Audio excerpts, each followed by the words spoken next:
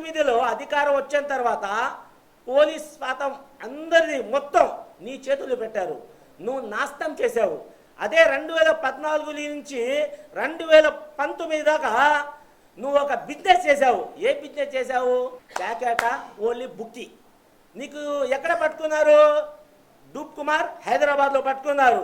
పట్టుకున్న తర్వాత అనిల్ కుమార్ యాదవ్ గారికి ఎస్పీ గారు పిలిచారు. నువ్వేనా ఈ మొత్తం చేపిస్తున్నది? అప్పుడు అనిల్ కుమార్ యాదవ్ గారు, ఎందుకంటే ఒక ప్రజల్లో ఒక మంచి పేరు ఉన్న నాయకుడు అనిల్ కుమార్ యాదవ్ గారు, నీ గురించి ఒక చెడ్డ పేరు వచ్చింది ఇప్పుడు కూడా, అందుకు అప్పటి నుంచి నీకు దూరం చేశారు. 2019 నుంచి ఒక దందా చేశావు.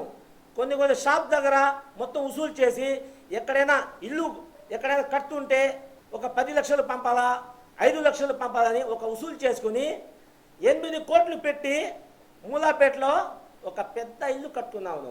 ఎవరు పేరు చెప్పుకొని? అనిల్ కుమార్ యాదవ్ గారు. అనిల్ కుమార్ యాదవ్ గారు ఇట్లాంటి పని నచ్చదు ఆయనకి, అందుకు నీకు దూరం చేశారు. అది నువ్వు మనసులో పెట్టుకొని అనిల్ కుమార్ యాదవ్ గారు ఇది చేస్తాడు కార్యకర్త వదిలేశాడు అని చెప్తున్నావు. ఇది మాత్రం మంచి పద్ధతి కాదు. డూప్ కుమార్ అలియాస్ కళ చిదంబరం ఇంకోసారి మాట్లాడితే మాత్రం మేము ఊరుకోము.